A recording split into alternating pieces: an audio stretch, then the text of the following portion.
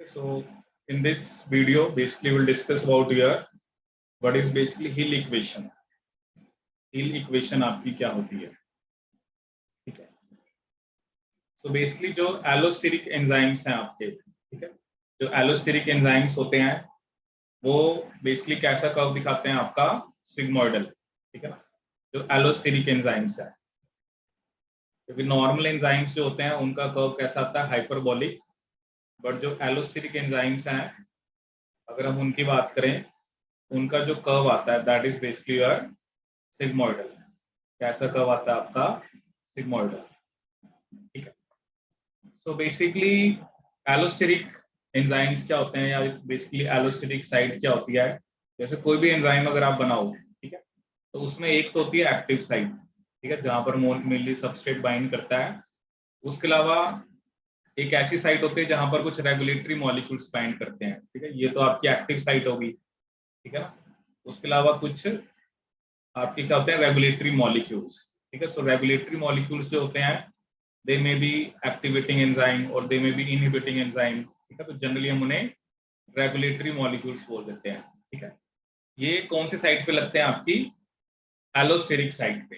किस पे लगते हैं, आपकी एलोस्टेरिक साइट पे, ठीक है. अब देखते हैं इसके बारे में हिल इक्वेशन क्या होती है. अब एक तो क्या होता है हमारे पास जो हमने पढ़ी थी माइकलिस मेंटन इक्वेशन, ठीक है, that is V is equal to Vmax into S divided by Km plus S, Km plus S, ठीक है. तो ये थोड़ी सी मॉडिफिकेशन होती है इसमें, क्योंकि इसमें आपको बेसिकली ये तो नॉर्मल एंजाइम के लिए इक्वेशन है, ठीक है. बट जो एलोस्टेरिक एंजाइम्स होते हैं जैसे उनमें आपका लिगेंड बाइंड करता है या कितने नंबर ऑफ लिगेंड्स बाइंड कर रहे हैं, तो उसकी जो इक्वेशन होती है V is equal to Vmax dot basically S की power n divided by Kd plus S की पावर n, ठीक है. तो ये इक्वेशन होती है, ठीक है, जिसमें Kd आपका एक तरह से डिसोसिएशन कांस्टेंट होता है, ठीक है, और n बेसिकली जो भी आपके मतलब n की वैल्यूज डिफरेंट डिफरेंट होते हैं वो भी हम देखेंगे, ठीक है, क्या बेसिकली नंबर आता है n का, ठीक है. सो अगर हम इस इक्वेशन को जैसे बेसिकली सॉल्व करें तो जैसे यहाँ पर हमारे पास क्या है, V is equal to Vmax dot S की power n by Kd plus S की पावर n, ठीक है. तो इस इक्वेशन को मैं क्या लिख सकता हूँ, ठीक है.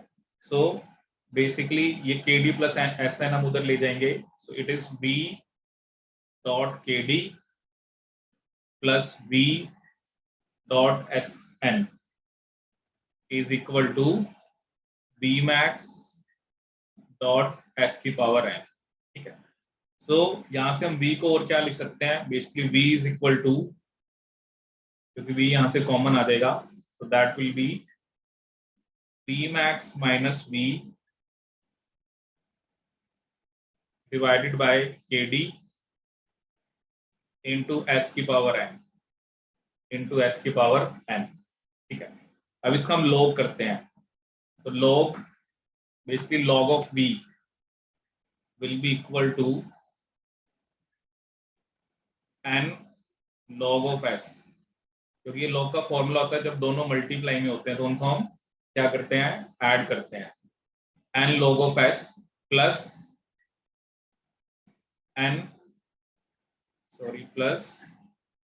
Vmax minus V plus log of Vmax minus V minus log of Kd minus log of Kd, ठीक है. क्योंकि ये दोनों है log ऑफ A और ये B है, मान लो ये आपका A है ये B है, तो log A प्लस B जब दोनों डिवाइड होते हैं, जैसे Vmax minus V by Kd था तो इसको हम माइनस कर देते हैं, ठीक है. ये फॉर्मूला होता है log of A by B is equal to log of A minus log of B. अगर मल्टीप्लीकेशन में है तो तब हम ऐड करते हैं, that is log A plus log B, ठीक है. सो इसको जैसे हम अब थोड़ा सा मतलब रीअरेंज करेंगे तो इसमें बेसिकली हमारे पास क्या आ जाएगा, जैसे log of v divided by v max minus v, ठीक है, ये v max minus v इधर आ गया, log is equal to n log of s, n log of s minus log of kd, ठीक है। ये हमारे पास एक स्ट्रेट लाइन इक्वेशन आ जाती है, ठीक है, जिसमें ये आपका y एक्सिस पे होगा, that is y is equal to mx plus C, y is equal to mx plus C, m slope है, ये x है प्लस सी, ठीक है। तो y एक्सिस पे हम क्या रखते हैं, log of v by v max minus v, x axis पे क्या रखना है आपने, log of s, n आपका स्लोप है, और kd या जो ये माइनस log kd है ये आपका y इंटरसेप्ट है, ठीक है। तो ये हमारे पास इक्वेशन आ जाती है। तो एग्जाम में यही क्वेश्चन आता है कि हम ग्राफ किसके बीच में बनाते हैं, so we draw graph between log of v by v max minus v and log of s, ठीक है। एक तो ये इक्वेशन हो गया, ठीक है, क्योंकि हील इक्वेशन जो हम एलोस्टेरिक एंजाइम्स के लिए, ठीक है। एक और इक्वेशन भी होती है, वो भी जैसे मैं आपको बता देता हूँ, that is also a like kind of Hill equation. उसमें क्या होता है, basically theta is equal to L की पावर एन, एल जो है वो लिगेंड की कंसंट्रेशन है, divided by K D plus L की पावर एन। तो जो थीटा होता है that is percentage being occupied, कि कितने परसेंट आपका लिगेंड जो है वो लगा है, परसेंटेज बीइंग ऑक्यूपाइड, ठीक है। एल जो है वो बेसिकली क्या है, लिगेंड की कंसंट्रेशन, ठीक है। एन जो होता है, N is basically Hill coefficient, N क्या होता है आपका, हिल कोफिशिएंट, जो हमें क्या बताता है, बेसिकली डिग्री ऑफ कोऑपरेटिविटी, क्या बताता है आपका, डिग्री ऑफ कोऑपरेटिविटी,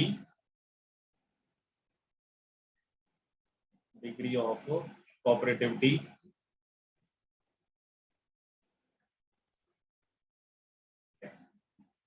और केडी, केडी जैसे मैंने आपको पहले बताया था, KD is basically dissociation constant,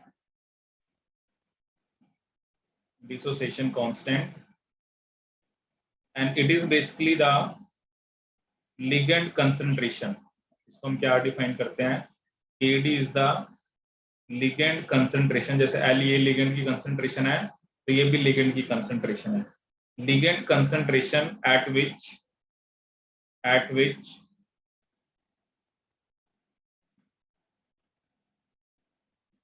ligand concentration at which half the sites are occupied, half the sites are occupied, that is basically known as your kd, ठीक है। तो जिस पर्टिकुलर कंसंट्रेशन के ऊपर हाफ साइट्स ऑक्यूपाइड हो जाती हैं, ठीक है। अब ये जो n है, अगर तो n 1 है, there will be no cooperativity, no cooperativity, अगर n आपका 1 है, no cooperativity. If n is greater than 1, that is your positive cooperativity, and if n is less than 1, that is your negative cooperativity, negative cooperativity,